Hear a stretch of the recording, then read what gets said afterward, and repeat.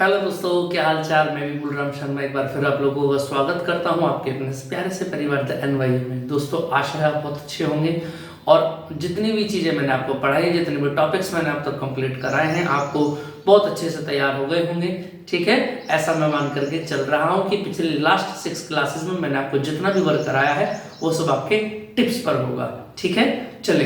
अच्छा, जो बच्चे आज ही इस चैनल पर या लास्ट टाइम से नए आए हैं वो लेक्चर नंबर 1 से अपनी सारी वीडियोस कंप्लीट कर लें। ठीक है, एक्स्ट्रा टाइम लगा के, बाकी रेगुलर यही से चलता रहेगा। ठीक है बेटा जी, चले बात करते हैं वैद्युत आवेश। मैंने आपको बता दिया था, वैद्युत क्षेत्र मैंने आपको बता दिया था लास्ट क्लास में, वैद्युत बल रेखाओं के गुण मैंने आपको बता दिए थे। अब अपनी बात को आगे लेकर चलते हैं और आज के टॉपिक को तैयार करते हैं। देखिए जरा, आज का टॉपिक है हमारा, ध्यान देंगे आप, विद्युत क्षेत्र की तीव्रता। मैंने लास्ट टाइम आपको बताया था कि जो विद्युत क्षेत्र होता है वो वैद्युत बल रेखाओं से मिलकर के बनता है। ठीक है, और वैद्युत बल रेखाएं की जो उनकी पावर होगी उसको बोलते हैं इंटेंसिटी ऑफ इलेक्ट्रिक फील्ड, यानी कि वैद्युत क्षेत्र की तीव्रता। क्लियर बात समझ में आ गई। चलो अब देखो जरा, फिजिक्स के अंदर एक बात आप याद रखना, किसी भी चीज को आप याद कैसे करेंगे। अगर मैं आपको बोलूं याद कैसे करें, समझ में आ रही है बात। तो किसी भी चीज को, टॉपिक को याद करने के लिए फिजिक्स के अंदर आपका एक फंडा आपको याद रखना है। क्या कि आपको उस डेफिनेशन का फॉर्मूला याद रखना है और फॉर्मूले के अकॉर्डिंग डेफिनेशन अपने आप प्रिपेयर कर देनी है। तब देखिए कितना आसान हो जाएगा डेफिनेशन को लिखना। ठीक है, देखिए जरा कैसे। अगर मैं यहां पर बात करूं, देखो वैद्युत क्षेत्र की तीव्रता क्या होती है, ई, और ई का फॉर्मूला क्या होता है, एफ अपॉन क्यू नॉट। ये बात याद रहेगी कि नहीं रहेगी, बताना जरा भाई। E इक्वल टू क्या होता है, एफ अपॉन क्यू। ये फॉर्मूला आप रिमेंबर रखेंगे बहुत अच्छे से। ठीक, देखना जरा। अब अगर मैं बोलूं क्या होगा, E किसके बराबर है, F के बराबर है, यानी किसी भी, नीचे कौन लिखा हुआ है, आवेश की नोट। कहने का मतलब क्या होगा, देखना जरा। अगर मैं बात करूं इसकी डेफिनेशन अगर मैं बनाऊं, वैद्युत क्षेत्र के भीतर किसी, जो नीचे रहता है उसके साथ में एकांक आता है, हमेशा याद रखना। जो नीचे रहेगा हर में जो रहेगा वो एकांक में आएगा। तो याद रखना, वैद्युत क्षेत्र के भीतर किसी एकांक आवेश पर लगने वाला बल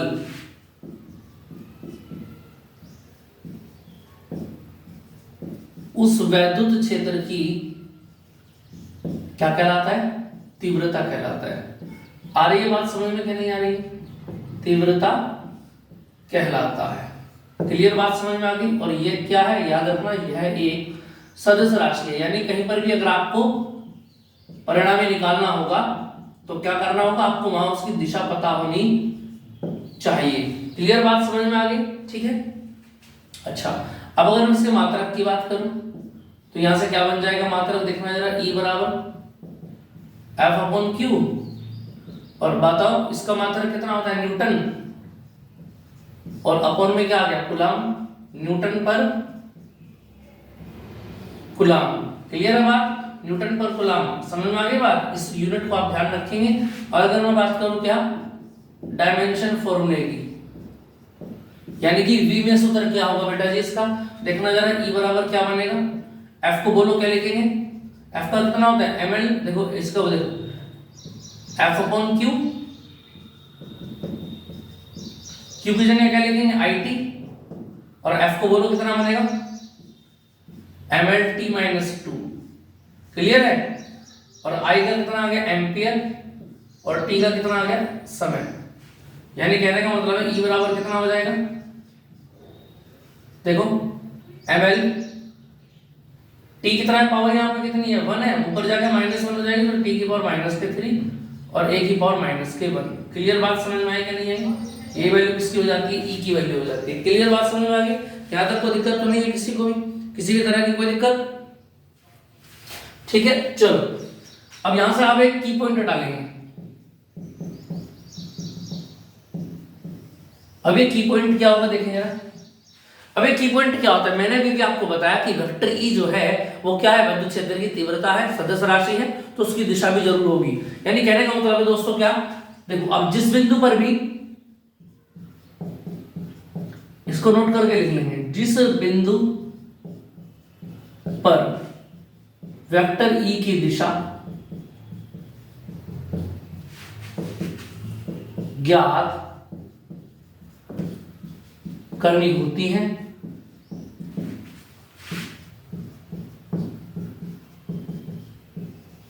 उस बिंदु पर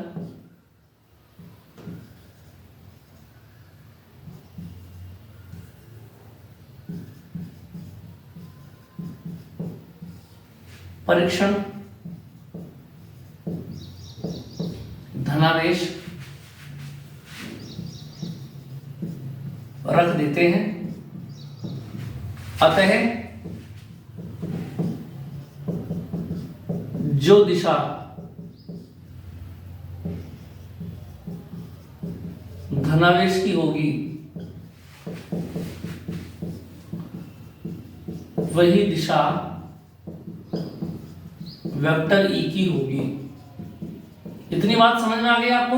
यानी जो दिशा किसकी होगी, याद रखेंगे इस बात को, जो दिशा वेक्टर ई की होगी वही दिशा वेक्टर। देखो जरा, अब जैसे मैं अगर मैं बात करूं, क्या आपको यहाँ पर दो चीजें मैं आपको बताता हूँ। देखो जरा, जैसे कि मैंने आपको कहा कि मेरे पास एक प्लस क्यू चार्ज है और इस प्लस क्यू चार्ज से कुछ दूरी पर क्या है, बिंदु पी है।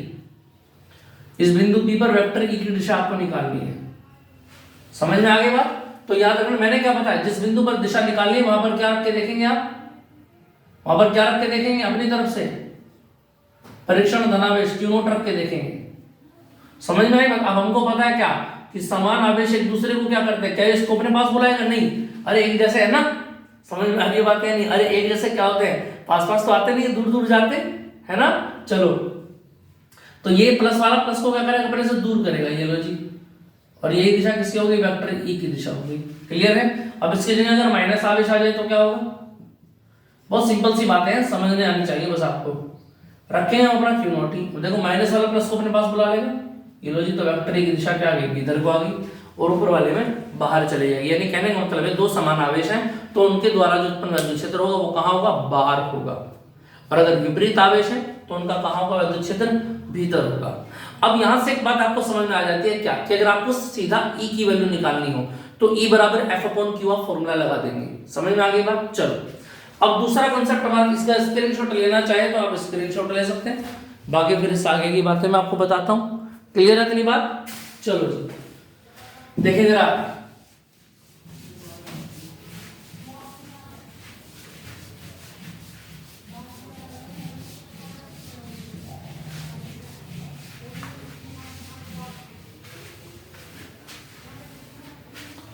देखो जी, इसको ऐसे लिख लो आप, बिंदु आवेश के कारण विद्युत क्षेत्र की तीव्रता। अब देखो बिंदु आवेश की अगर मैं बात करूं, क्या बिंदु आवेश क्या होता है, जैसे ये एक बिंदु है, पॉइंट है, इसके ऊपर मैंने एक चार्ज मान लिया और इससे r दूरी पर क्या है कि बिंदु P है, जहां मुझको क्या निकालना है, वेक्टर E निकालना है। आ रही है बात समझ में, क्या नहीं आ रही है? तो देखना जरा, अगर मैं बात करूं, माना प्लस क्यू ए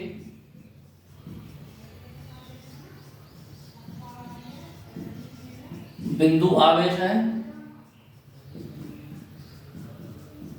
जिससे स्मॉल r दूरी पर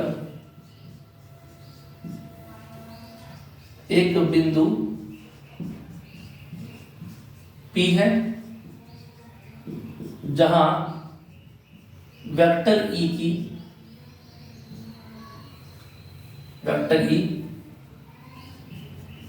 ज्ञात करना है। क्लियर बात समझ में आ गई? अब देखो, अगर मैं बिंदु P की बात करूं तो बिंदु P पर अब मुझको क्या निकालना है, देखो अगर मैं P पर बात करूं, देखना जरा, चूंकि बिंदु P पर अगर मुझको E निकालना हो तो क्या फॉर्मूला लगेगा, E बराबर बोलो जरा, F अपॉन Q। तो यानी कहने का मतलब ये है कि P पर निकालने के लिए मुझको क्या चाहिए, F चाहिए और Q चाहिए। भाई बिंदु P पर ना तो F है ना ही P है, तो एक काम कर लेते हैं, मुझको पता है क्या, अगर मैं बिंदु P पर कूलाम का नियम लगाता हूं, क्या लगाता हूं, कूलाम का नियम, मैंने बताया था आपको। तो कूलाम का नियम क्या बात कहता है, F बराबर 1/4 Q1 Q2, Q1 कितना है Q, और दूसरा भी कितना है देखो जरा अपॉन आर स्क्वायर। दो आवेश चाहिए ना, एक तो इसका और एक इसका, तो एक काम कर लेते हैं क्या, देखो जरा, माना P पर एक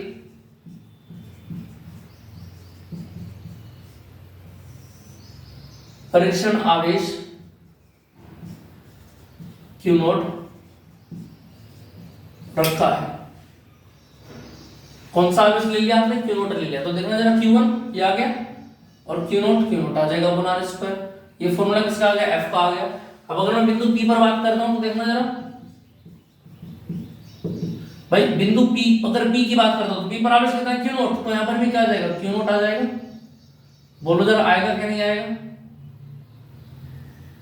समझ में आ गई बात। तो F की वैल्यू नीचे कितना है Q0 और ऊपर कितनी वैल्यू आ जाएगी वेक्टर F की, बोलो 1/4 Q0 upon R square. Q0 से Q0 कैंसिल हो गया तो E बराबर कितना आ गया, बोलो 1/4 Q अपॉन आर स्क्वायर। आई बात समझ में नहीं। और ये किसकी दिशा हो गई, यही वेक्टर E की दिशा होगी, और वैल्यू भी याद रखेंगे आप, vector E equal to 1/4 Q upon R square यहाँ पर हो जाती है। इतनी बात समझ में आ गई होगी आपको, इसका आप सभी लोग स्क्रीनशॉट ले सकते हैं।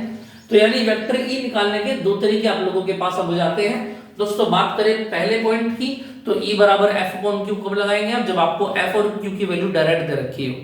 बाकी E बराबर 1/4 Q अपॉन आर स्क्वायर कब लगाएंगे, जब किसी बिंदु आवेश से कुछ दूरी पर आपको विद्युत क्षेत्र निकालना हो, तब वहां पर आप इसका प्रयोग करेंगे। ठीक है, तो चलिए तो फिर मिलते हैं नेक्स्ट क्लास में एक बेहतरीन से टॉपिक के साथ, जिसमें हम और आप मिलकर के पढ़ेंगे कुछ नई चीजें चैप्टर नंबर 1 के बारे में। और जितने बच्चों ने सब्सक्राइब चैनल को नहीं किया वो सब्सक्राइब कर लें। बाकी जैसे मैंने आपको कहा था, अपने सभी मित्रों और मित्रियों को इस चैनल के बारे में बताएं और ज्यादा से ज्यादा लोगों को जुड़वाने करें, जिससे कि हम और बहुत सारी चीजें आपको दे सके। ठीक है दोस्तों, जय हिंद।